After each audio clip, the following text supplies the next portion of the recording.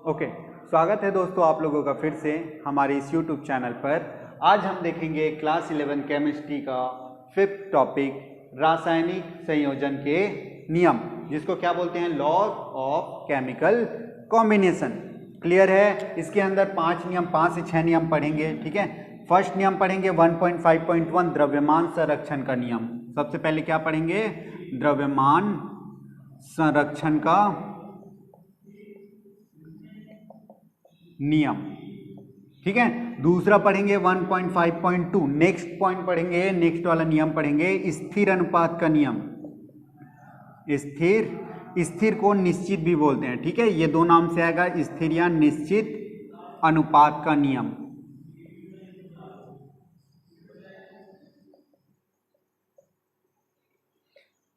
अगला है 1.5.3 गुणित अनुपात का नियम। गुणित अनुपात का नियम। नेक्स्ट रहेगा 1.5.4 व्युत्क्रम अनुपात का नियम। क्या? व्युत्क्रम अनुपात का नियम। व्युत्क्रम अनुपात का नियम। ठीक है, नेक्स्ट रहेगा हमारा 1.5.5 गेल-उसाक का गैसीय आयतनों का नियम। गेल-उसाक, ठीक है, गेल-उसाक का गैसीय आयतनों का नियम। एक और पढ़ेंगे 1.5.6 जो नॉर्मली रासायनिक संयोजन के नियम के साथ नहीं पढ़ते और कुछ बुक में दिया है इसी के साथ। ठीक है, तो हम लोग पढ़ेंगे छठवां जो नियम है वो क्या है? आवोगाद्रो का नियम। आवोगाद्रो का नियम। क्लियर है? तो ये 6 नियम है जो हम लोग रासायनिक संयोजन के नियम के अंतर्गत पढ़ेंगे। क्लियर है? पहला क्या है? द्रव्यमान संरक्षण का नियम। दूसरा है स्थिर या निश्चित अनुपात का नियम। तीसरा है गुणित अनुपात का नियम। चौथा है व्युत्क्रम अनुपात का नियम। पांचवा है गेल-उसाक का गैसीय आयतनों संबंधी नियम। छठा है आवोगाद्रो का नियम। क्लियर है? तो अब हम सबसे पहले स्टार्ट करते हैं द्रव्यमान संरक्षण का नियम। चलो, ओके, तो पहला है क्या? 1.5.1 क्या है? द्रव्यमान संरक्षण का नियम, जिसे क्या बोलते हैं? Law of conservation of mass.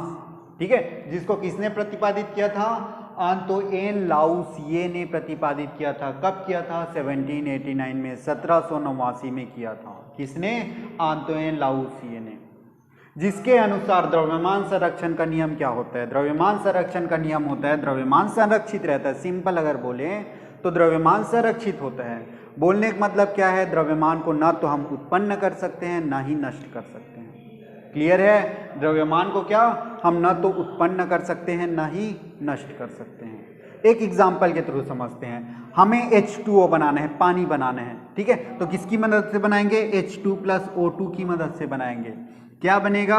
H2O बनेगा। बैलेंस करते हैं, सबसे पहले इक्वेशन बैलेंस करेंगे। ऑक्सीजन की कितनी मात्रा है? 2, इधर कितना है? 1, तो बैलेंस करने के लिए क्या कर दो? 2 का मल्टीप्लाई। यहाँ पास हो गया ऑक्सीजन की मात्रा 2।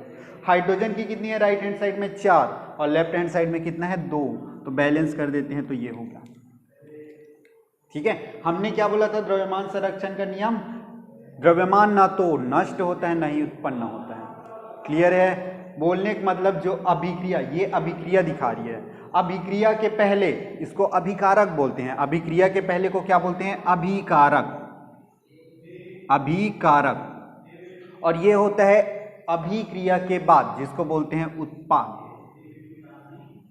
ठीक है, अब द्रव्यमान संरक्षण के नियम के अनुसार अभिक्रिया के पहले यानी अभिकारक का जो द्रव्यमान रहेगा, जितनी इसकी वजन रहेगी, वो उत्पाद का भी उतना ही रहेगा। अभिक्रिया के बाद भी उसके द्रव्यमान में कोई भी परिवर्तन नहीं हुआ। अगर कम होता, द्रव्यमान कम हो जाता अभिक्रिया के बाद, तो हम लोग बोलते कुछ द्रव्यमान नष्ट हो गया। अगर द्रव्यमान बढ़ जाता तो हम लोग बोलते कुछ द्रव्यमान एक्स्ट्रा आ गया। ठीक है, उत्पन्न हो गया बोलते हैं। क्लियर है? तो यहाँ पास द्रव्यमान संरक्षण का नियम क्या बोलते हैं? न तो उत्पन्न होता है न ही नष्ट होता है, मतलब अभिकारक का जितना द्रव्यमान रहेगा उतना ही द्रव्यमान उत्पाद का भी रहेगा। क्लियर है? ये हमने एक एग्जाम्पल लिया है H2 और O2 से H2O बनाया, बैलेंस किए। अब यहाँ पास हम लोग द्रव्यमान निकाल के देखते हैं कि द्रव्यमान दोनों तरफ बराबर होता है कि नहीं, अर्थात अभिकारक का द्रव्यमान और उत्पाद का द्रव्यमान बराबर है कि नहीं। क्लियर है? चलो तो सबसे पहले देखते हैं यहाँ पास इसका द्रव्यमान क्या हो जाएगा, 2 सामने मल्टीप्लाई है तो 2 इंटू हाइड्रोजन का कितना होता है, एक हाइड्रोजन परमाणु का द्रव्यमान होता है एक। कितने हाइड्रोजन परमाणु है यहाँ पास, 2 हाइड्रोजन परमाणु, तो इंटू 2। देखो 2 इसका वॉल्यूम है जो बाहर मल्टीप्लाई रहेगा, हाइड्रोजन का होता है तो 1। क्लियर है? और 2 मल्टीप्लाई है क्योंकि 2 हाइड्रोजन है। प्लस ऑक्सीजन का कितना होता है, ऑक्सीजन का होता है 16। देखो अब ऑक्सीजन के पहले कोई भी न्यूमेरिकल नंबर नहीं है, मतलब 1 है, और 1 का मल्टीप्लाई करने की जरूरत नहीं होती, तो यहाँ पास हम लोग 1 नहीं लिखेंगे। ठीक है? ऑक्सीजन का द्रव्यमान कितना होता है, परमाणु द्रव्यमान होता है 16। यहाँ पास कितने ऑक्सीजन है, O2 का मतलब 2। सॉल्व कर लेते हैं कितना आता है देखते हैं। ठीक है? तो यहाँ पास सॉल्व करते हैं, 2 इंटू अपने जगह है, 2 इंटू 1 2 प्लस 16 इंटू 2 32। सॉल्व करो इसको फिर से, 2 इंटू 2 4 प्लस 32 इक्वल टू 36। ठीक है? इसका द्रव्यमान कितना आ गया, अभिकारक का द्रव्यमान आ गया 36। क्लियर है? अब वैसे ही देखते हैं हम लोग उत्पाद का। उत्पाद के लिए फिर से देखो इसका वॉल्यूम आयतन कितना है 2, उसको बाहर मल्टीप्लाई करेंगे, ब्रैकेट ओपन करो। यहां पास भी देखो 2 को बाहर, फिर जो भी रहता है उसको ब्रैकेट में लिखते हैं।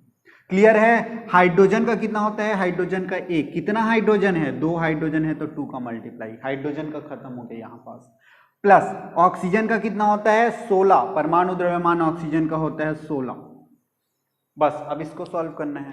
क्लियर है? यहाँ पास 2 अपने जगह पे है, मल्टीप्लाई अपने जगह है, 1 इंटू 2 2 प्लस 16 प्लस 2 18 इंटू 2 36। इसको हम लोग सॉल्व करें 16 और 2 को, तो सबसे पहले आएगा 18, देन उसके बाद मल्टीप्लाई करेंगे 2 से, तो 18 दूने 36। देखो अभिकारक यानी अभिक्रिया के पहले कितना द्रव्यमान था 36, उत्पाद यानी अभिक्रिया के बाद कितना द्रव्यमान है 36। दोनों बराबर है क्या, बिल्कुल बराबर है। तो द्रव्यमान यहाँ पास उत्पन्न हुआ क्या, नहीं। नष्ट हुआ क्या, नहीं। वो तो अपने जगह बराबर है। अभिक्रिया के पहले देखें या अभिक्रिया के बाद देखें, द्रव्यमान एकदम संरक्षित रहता है। इसी को बोलते हैं द्रव्यमान संरक्षण का नियम। क्लियर है? चलो इसके लिए एक पॉइंट, तो द्रव्यमान संरक्षण का नियम आंतोइन लाउसिए द्वारा प्रतिपादित किया था कब, 1789 में। ठीक है? जिसके अनुसार, इस नियम के अनुसार किसी भी द्रव्य को क्या बोलते हैं, पदार्थ। ठीक है? किसी भी द्रव्य या पदार्थ का द्रव्यमान न तो उत्पन्न किया जा सकता है न ही नष्ट किया जा सकता है। अर्थात क्या होगा, अभिक्रिया के पूर्व द्रव्य का जो द्रव्यमान रहेगा, द्रव्य का कुल द्रव्यमान रहेगा, वो किसके बराबर रहेगा, अभिक्रिया के पश्चात द्रव्य का कुल द्रव्यमान। ये अभिक्रिया के पूर्व कहने का मतलब क्या है,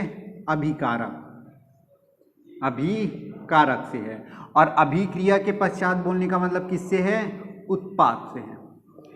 क्लियर है? बोल सकते हैं हम लोग क्या, अभिकारक का कुल द्रव्यमान बराबर उत्पाद का कुल द्रव्यमान बोल सकते हैं। क्लियर है? तो ये एक फॉर्मूला जैसे भी हो गया, रिलेशन हो गया। क्लियर है? जो हम चेक करेंगे किसके अनुसार, आंतोइन लाउसिए द्वारा प्रतिपादित किया गया था। ठीक है? एक और एग्जांपल देखते हैं, H2 और N2, हाइड्रोजन गैस और नाइट्रोजन से हम लोग क्या बनाएंगे, NH3 अमोनिया बनाते हैं। ठीक है? बैलेंस करते हैं। तो बैलेंस करने के लिए क्या करेंगे, सबसे पहले यहाँ पास N2 को देखो, नाइट्रोजन की संख्या कितनी है, 2 है, N 2 ठो है ना। यहाँ पास N कितना है, केवल अकेला है, 2 का मल्टीप्लाई कर देते हैं। यहाँ पास 2 ठो N है, यहाँ पास भी 2 N हो जाएगा। N की संख्या बराबर होगी दोनों तरफ। अब हाइड्रोजन को देखते हैं राइट हैंड साइड में, हाइड्रोजन की कितनी सारी है देखो, तो हाइड्रोजन की 3 गुनी 2 6 है, और यहाँ पास कितना है H2 मतलब 2 ही है। किसका मल्टीप्लाई कर देंगे, 3 का मल्टीप्लाई कर देंगे। अब बैलेंस हो गया, हाइड्रोजन का कितना हो गया 6, यहाँ पास भी 6, नाइट्रोजन का इधर 2 है तो इधर भी 2, बैलेंस हो गया। ये अभिकारक है और ये है उत्पाद। अब यहाँ पास द्रव्यमान चेक करते हैं, ठीक है। फिर से 3 वॉल्यूम है, बाहर रखते हैं। हाइड्रोजन का कितना होता है 1, कितना हाइड्रोजन है 2, तो 2 का मल्टीप्लाई प्लस इनटू नाइट्रोजन का कितना होता है, नाइट्रोजन का होता है 14, कितना नाइट्रोजन है 2 तो इनटू 2। क्लियर है, सॉल्व करते हैं। 3 into 1 into 2 2 plus 14 into 2 28, 3 into 2 6 और 28, 6 और 28 कितना हो जाएगा 34। क्लियर है, इसको पहले सॉल्व करेंगे तो क्या आ जाएगा, यहाँ पास 6 आ जाएगा और 6 और 28 को ऐड करेंगे तो 34। क्लियर है, ये आ गया क्या, अभिकारक का द्रव्यमान आ गया। अब देखते हैं उत्पाद का द्रव्यमान, ठीक है। फिर से देखो यहाँ पास 2 जो बाहर मल्टीप्लाई रहता है उसको बाहर ही रखते हैं, वॉल्यूम ब्रैकेट में ओपन करो। नाइट्रोजन, नाइट्रोजन का कितना होता है 14, नाइट्रोजन का कितना होता है 14 प्लस हाइड्रोजन का होता है 1 इंटू कितना हाइड्रोजन है 3 हाइड्रोजन है तो 3 का मल्टीप्लाई कर दो। हाइड्रोजन वाले जो द्रव्यमान है उसके साथ 3 का मल्टीप्लाई, क्योंकि H3 है।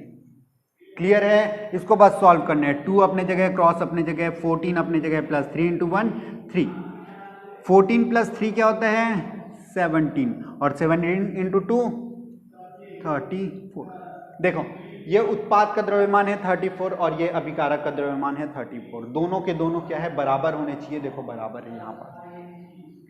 क्लियर है, यही होता है द्रव्यमान संरक्षण का नियम।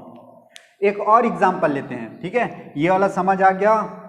एक और एग्जाम्पल लेते हैं कि इसका HCl बनाते हैं। क्या बनाएंगे, HCl बनाएंगे। छोटी छोटी एग्जाम्पल लेते हैं जिससे ज़्यादा अच्छे समझ आएगा, ठीक है। हम लोग बना रहे हैं HCl।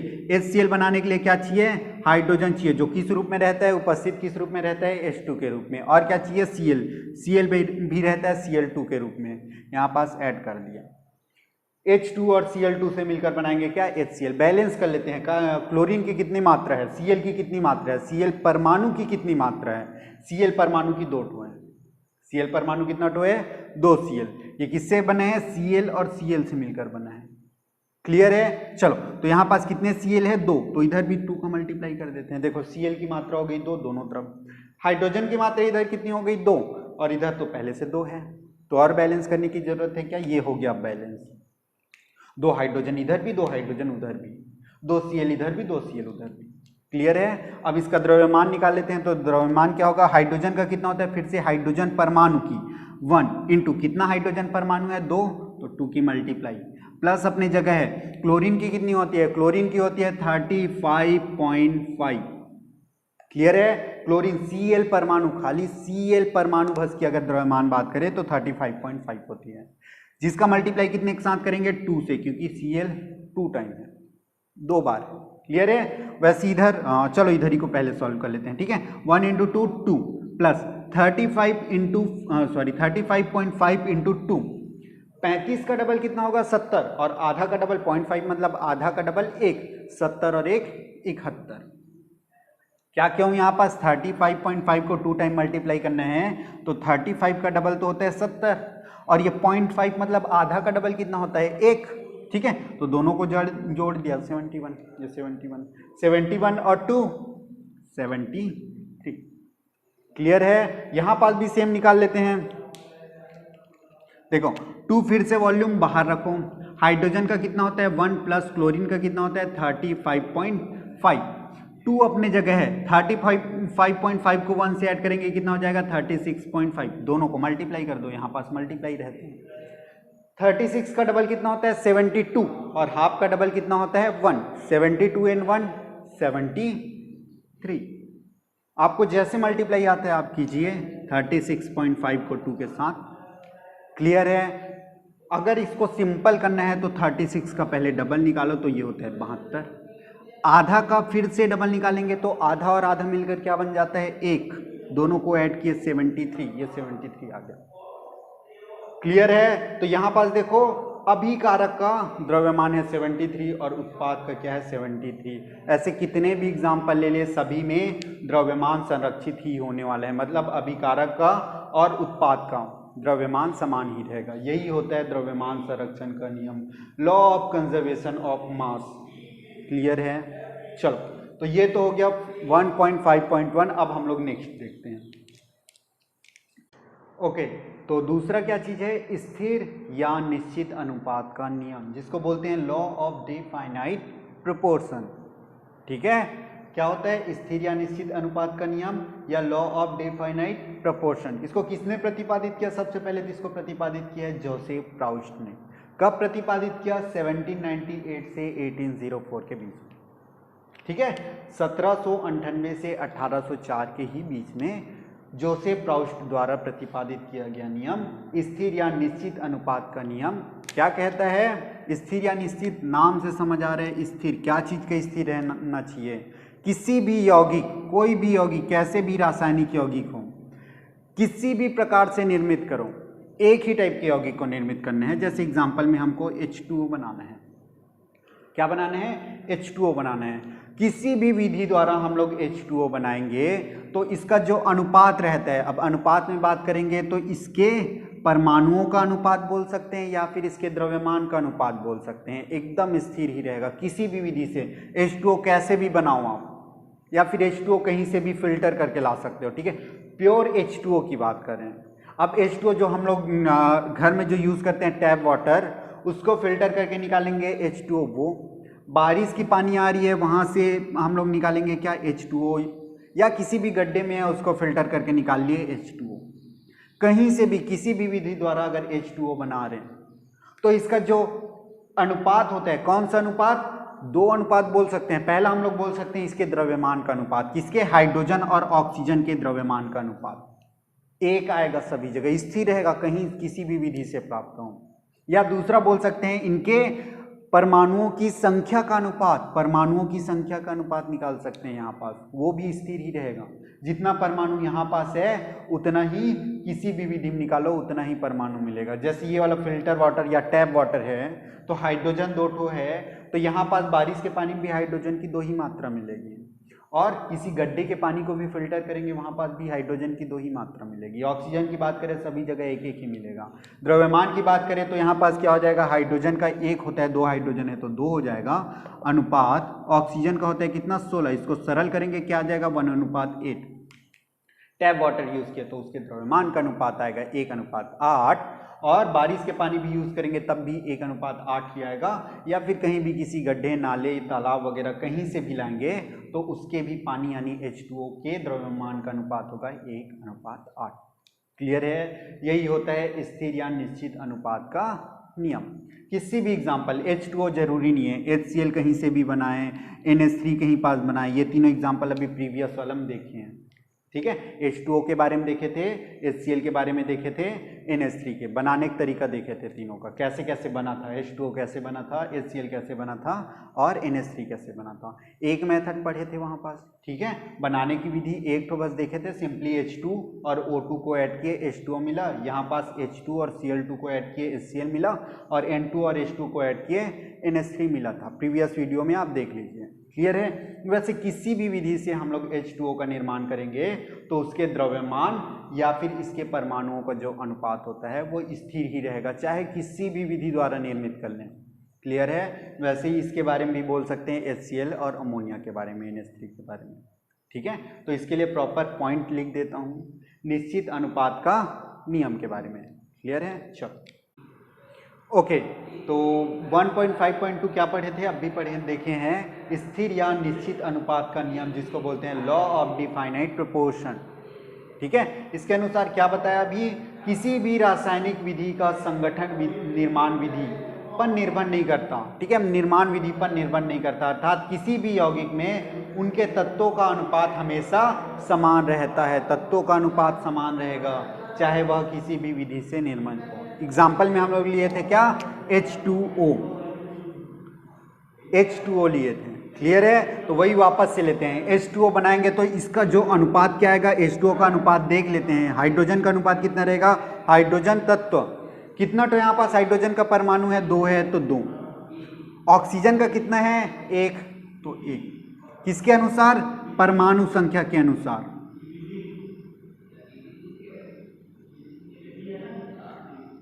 अगर हम परमाणु संख्या के अनुसार अनुपात की बात करें तो H2O का आता है 2:1।